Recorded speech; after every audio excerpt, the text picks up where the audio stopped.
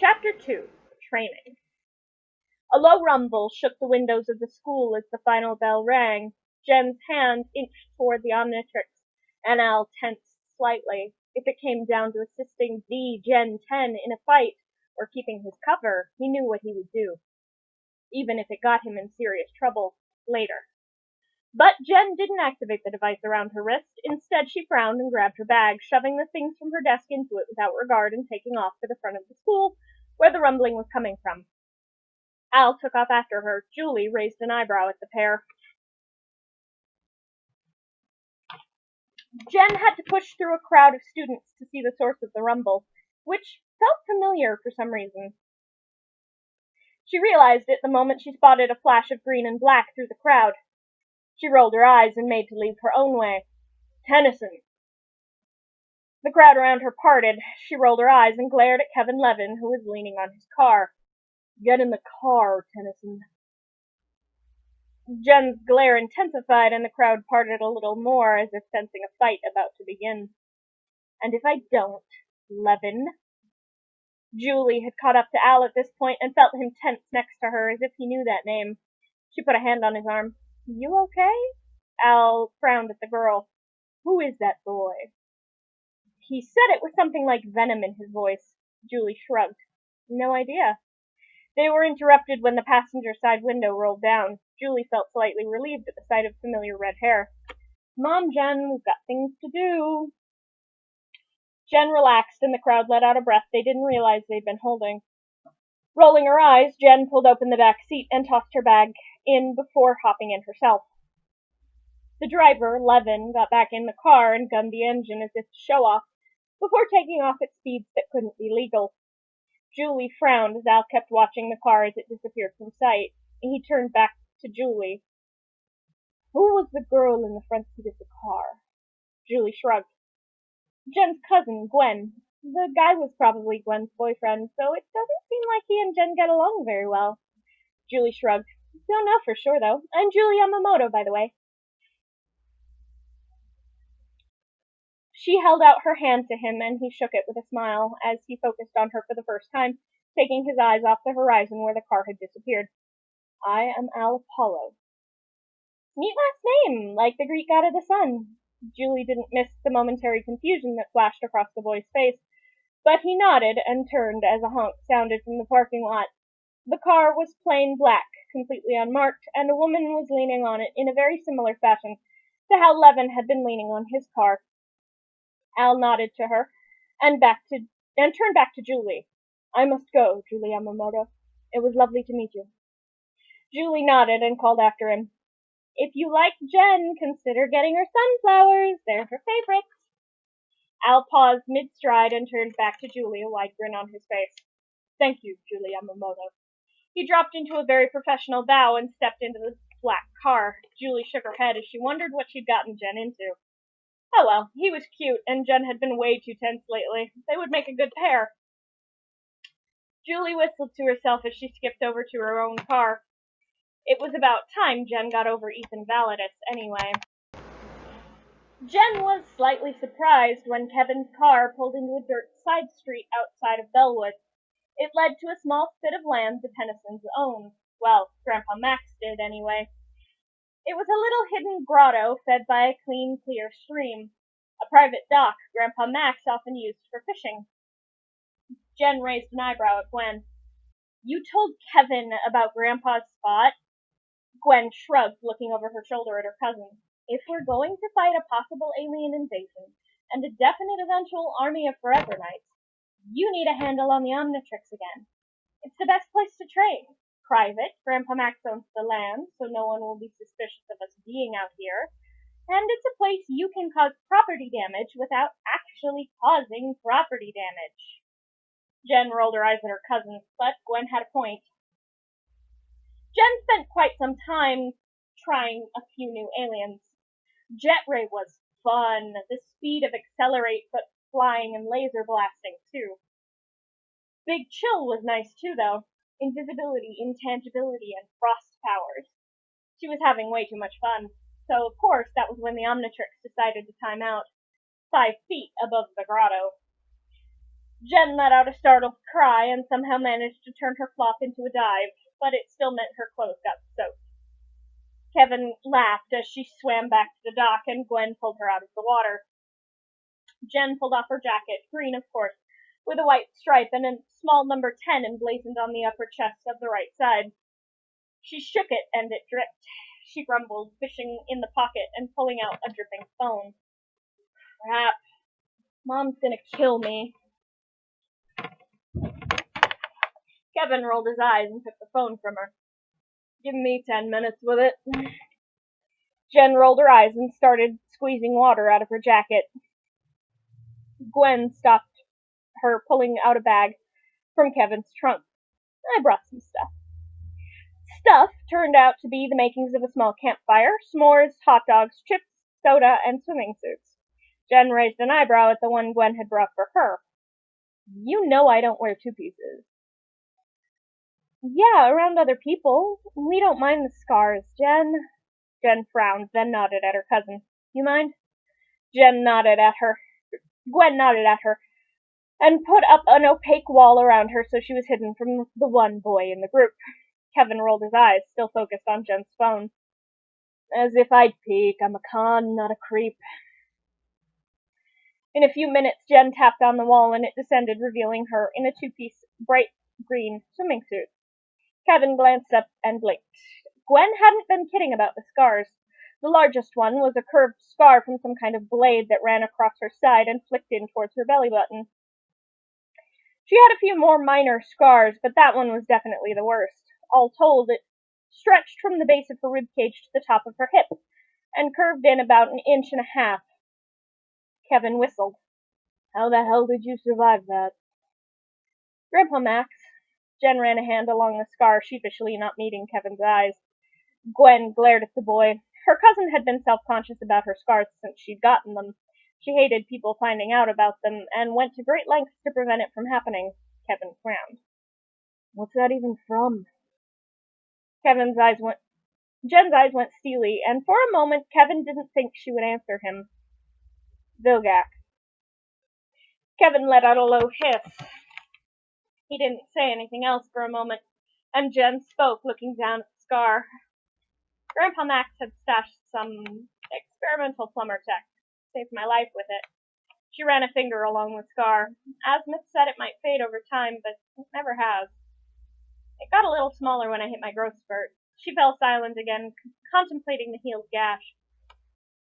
What growth spurt? Kevin grinned. Gwen let out a loud, involuntary laugh. Jen looked at her cousin incredulously and kicked up a splash of water in her direction. Gwen, who had already changed into her pink swimming suit, shrieked, and the war was on. Kevin laughed from his spot on his car, watching the two of them try to drown each other with nothing more than their own hands. He'd forgotten that moments like this existed. In the null void, they really didn't. He snorted a laugh as Gwen tackled her cousin, sending both of them under the water. He pulled a few tools out of his trunk and had Jen's phone fixed up in no time. He hesitated as he went to snap the casing back on. Peeling back a compartment in the trunk without the girls noticing was easy. They were still at war with each other in the water, though the laughter showed that it was at least friendly fire. He slipped a small black and blue chip out of the compartment and into Jen's phone. Just because they were working together didn't mean he trusted her. If she tried to rat him out, he wanted to be the first to know. Chapter 3. Thorough. Kevin handed Jen back her phone after the girls finished their water fight. Gwen had been declared the winner. Kevin wasn't sure how Gwen won exactly, but Jen had admitted defeat and dragged herself out of the water and onto the blanket Gwen had laid out earlier. Jen nodded her thanks to him and shot off a text, probably to her mother, as Gwen started setting up the campfire. Evening was falling around them. Jen pulled her homework out of her bag and began to chew on her pen's cap as she scribbled down answers. This went on for some time, the pen cap only getting removed so she could eat her hot dog and 2 s'mores. Eventually, she spoke. So, her voice was slightly muffled by the pen cap still in her mouth. What do we know as of right now? Ship we took down last night was a supply ship. Both girls looked up at Kevin. And you know that how? Gwen asked, sounding mildly impressed. Went back after I dropped you off last night, just to see what I could find. See what you could scavenge, more like. Jen said it almost under her breath. Kevin smirked. Maybe. Guy's gotta make a living after all, and the nights cost me a very large payday. Gwen's eyes narrowed. Jen pulled the pen cap from between her teeth and pointed it at Kevin almost accusatorily. And as I recall, you stole a few artifacts from the castle we busted up. Didn't add up, Kevin shrugged. But that's not the current point. The ship was largely trashed thanks to Humongousaur, but I got a better look at the interior, or what was left of it anyway. Definitely not a research ship. No labs throughout the whole thing. No cells, just storage. No docks for larger warships either. Just smaller supply vessels. Jen sighed. Well, putting a dent in a supply chain helped us. Probably drew some attention, too. She tapped her pen against her chin, unknowingly smudging ink on her chin. How long did you stick around? Not long. Like I said, place was trashed. Gwen pulled the pen out of her cousin's hand and handed her a napkin. Jen blushed slightly and scrubbed at her chin to get rid of the ink there. Why do you ask? Gwen questioned, pulling her marshmallows out of the fire. Well, I was thinking. Did it hurt? Jen growled at Kevin, who rolled his eyes and raised his hands in surrender. I was thinking that a magister doesn't usually work alone, right? Grandpa Max had a ton of old contacts with the plumbers. If this conspiracy is as big as he makes it sound, then maybe we're not the only ones looking into it. Gwen nodded. Sound logic, except for one thing. Nobody showed. Kevin shot back. Jen tapped her pen cap on her homework. Yeah, that's what's throwing me off, too. Maybe we need to take another look around the crash site. Kevin checked his watch. Not tonight, Pee-wee. I've got a meet-up in about an hour. Should at least drop Gwen off at home first. Jen rolled her eyes at him and stood. Fine, I've got homework to finish anyway. Gwen tossed her cousin her pen back, and Jen slipped the cap back on it, then slipped it back into her bag along with the work she'd been doing. She pulled her jeans back on and slipped back into her t-shirt, not bothering to change out of her swimming suit. She snagged a marshmallow off of Gwen's toasting fork and hissed as she burned the tips of her fingers. Serves you right for stealing my marshmallows, Jen. Gwen popped the other marshmallow into her mouth and grinned at her cousin. Jen rolled her eyes. You heard the man with the car. He's got a hot date. Gwen's expression went sour. Kevin held up his hands, though there was an edge of a smirk pulling at his lips. I never said it was a date. Date, hookup, actual criminal activity. I get those things mixed up all the time. Jen smirked as she kicked some dirt over the fire before a pink bubble appeared around it, suffocating it in seconds. Jen rubbed the back of her neck. Sorry, Gwen. I'll stop picking on Kevin. Gwen nodded, her eyes fading from pure pink back to their usual green. Kevin stared at the spot where the fire had been burning a moment ago. Remind me not to piss you off too much. Jen laughed at Kevin's expression. Yeah, never piss off Cousin Gwen. Seriously, there's a competition for most dangerous Tennyson, and surprisingly, she tapped the Omnitrix with a fingernail. This doesn't always put me in the lead. Gwen smirked at the admission as they loaded everything into the car. Kevin dropped both girls off at Gwen's house, Jen helping her bring in all the things she brought, and being delighted to discover her bike in the garage. Gwen grinned at her cousin. I rescued it after Kevin dropped me off last night. Jen hugged her. You're the best cousin ever. Gwen nodded. Yeah, I know. Go home, get some sleep. You look like you need it. Jen nodded and took off on her bike, but she only went a few blocks before pulling out her phone. She called her mom. Hey, Mom. Julie texted me I left my textbook in class. I need to grab it from her. We figured we'd have a little study session in case Mr. Simpson springs another test on us. Yep, we may be a little late. Love you too. She hung up and turned her bike. She should probably be worried that it was so easy to lie to her mother. Neither of her parents knew about the Omnitrix, though. It was safer for them that way. It didn't take her long to reach the rust bucket. She used the spare bike lock to chain her bike to the tree next to the rusted-up RV. Then she stepped over to the small shed that was the only actual standing structure that was permanent on this lot. She slipped the key out of its hiding place and opened it. Wheeling out the bike didn't take long. It was well cared for. Grandpa Max had been teaching her how to ride it for 2 years now, always out at his spot or on empty stretches of highway, since she wouldn't have her permit for a bit yet. This birthday, sure, but her mother also didn't approve of her only daughter riding a donor cycle. But if Jen got killed in a motorcycle accident at this point, she would be genuinely disappointed. Still, she pulled on the helmet Grandpa Max had made for her. It wasn't exactly subtle, a black with a green number 10 on the side. But she zipped up her jacket and tapped the Omnitrix to the ignition, hoping it would work the way Grandpa Max's plumber's badge did. The engine purred to life and Jen grinned. This was a bike Grandpa Max had been building for her for 5 years. It was basically a tank on 2 wheels. But, of course, her parents didn't know that either. She dropped her backpack off in the rust bucket and took off on her bike for the crash site. Kevin had heard a rumor last night after dropping Gwen off. He'd heard it from one of the Breedle brothers, so there was no telling if it was true or not. But it was supposed to have been taken from a plumber perfectly matching Max Tennyson. But if the Breedle was right, it was taken too easily. Almost like he wanted it found and taken by someone, though likely not the parties who'd taken it. Kevin just had to find out who had it. He idled his car at the edge of the crater Jen had dug with her face as Humongosaur yesterday. That had been less fun to watch than he thought it would be. He kicked at the dirt, thinking as he waited for his contact to show. If he was honest with himself, he regretted how things had ended with the Tennysons before. It wasn't just that Gwen grew up to be the definition of hot and could kick his ass, his 2 requirements for a woman, with the brains to boot. It was that he knew that the energy he'd absorbed from the Omnitrix back in the day had messed up his head. It had completely messed him up for years. That was why he didn't absorb energy anymore, just inert materials. He had some catching up to do on the whole being a good guy thing, but he wanted a chance to make his mom proud after all these years. It didn't matter that he hadn't actually seen her in years. He'd checked up on her after he'd escaped the null void and made it back to Earth.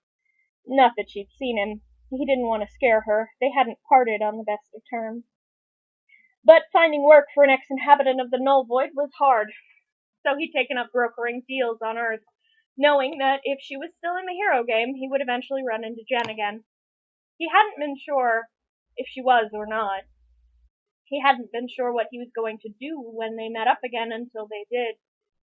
He lost that fight. He'd never say it to her face, but she needed the help. Without her grandfather, she seemed lost. More so than when they were kids. He shook his head as he spotted a black car heading his way. He missed the small cloud of smoke on the other side of the ravine and the bike parking itself there. Jen had spotted his car, though, and pulled her bike silently into the shadow of the still smoking ship. "What are you up to, Kevin?" she said, sure she was well hidden, before flicking through the Omnitrix. Changing into aliens didn't hurt. Gwen had asked her if it did once when they were still kids. It didn't hurt, but it did feel different with each alien. With Big Chill, it was as if she stepped into a tub full of ice, but almost in a pleasant way. She let the substance and color fade from her form and glided over to Kevin's car, landing nearby as a black car pulled up to his. "Kevin!" "Frisk, nice to see you're still planet-side." The man who'd gotten out of the car smiled at Kevin. He appeared human, though he looked a little bit on the mousy side. "For my old friend, of course." "You got what I'm looking for?" Frisk shook his head. "Nah, man. You know I don't deal in plumber tech. I won't touch your stuff with a 10-foot pole." Kevin turned back to his car. "But I know who might have it." Kevin faced Frisk again. "Talk." "I heard Arjit bragging about some tech he got his hands on the other day. Claimed it was plumber tech. Call him. You got your info." Kevin frowned and stared at Frisk for a moment as if waiting for the smaller man to back down. "Arjit. You're sure?" "You know him better than I do. His clothes freak me out," Frisk muttered, shrugging. Kevin rolled his eyes as if used to this kind of talk. "Fine." Jen dodged out of the way, for a moment forgetting she was both intangible and invisible, a small cool breeze following her wing. Kevin glanced around, but seemed to shake it off as nothing more than a natural breeze as he pulled open his trunk and pulled out a capsule. Pure Gravanix crystal. He popped open the capsule and poured a small amount of crystal into what looked like an old-school film container, small, round, and black. He set it on a plate in the trunk of his car, and a number popped up at the base of the plate. A thought popped across Jen's mind. Was Kevin dealing alien drugs? But before she could overreact, he continued. Pour an ounce of that in any gas tank that runs on terrestrial tech, and you won't need to refill for the next 5 or 6 years. Just be sure to mark your calendar for your refill day. Thanks, man. Frisk took the small container, just 2 ounces, but worth some serious money if the look on his face was any tell. And Octagon Breedle wasn't lying. You wanted this stuff bad. Kevin glared as he clicked his trunk shut. Frisk twitched. And I've known you a long time. Can I ask why you want this piece of tech so bad? The look on Kevin's face told even Jen, still invisible and observing, that no was the answer to his question. Okay, man, chill. I get it. But you want to call Argent. With that, Frisk got back in his car and took off. Kevin swore slightly. Fucking Argent. I'm gonna get stabbed in the back again on this, aren't I? He shook his head and got back into his car. Jen flew back over to her bike. She'd hoped to find a few plumbers here checking over the wreck, but it looked to have already been picked clean by Kevin and those who scavenged like him. The rest of it was just a charred mess, not really recognizable as alien unless you knew what you were looking for. The media would probably write it off as a freak satellite crash or something. Jen waited until Kevin drove off before letting the Omnitrix power off with a telltale flash of green light. At least she'd learned something from tonight as she pulled her helmet back on and gunned the engine. She couldn't trust Kevin Levin. But if he was willing to get stabbed in the back by this Argent, maybe whatever he was after was actually important.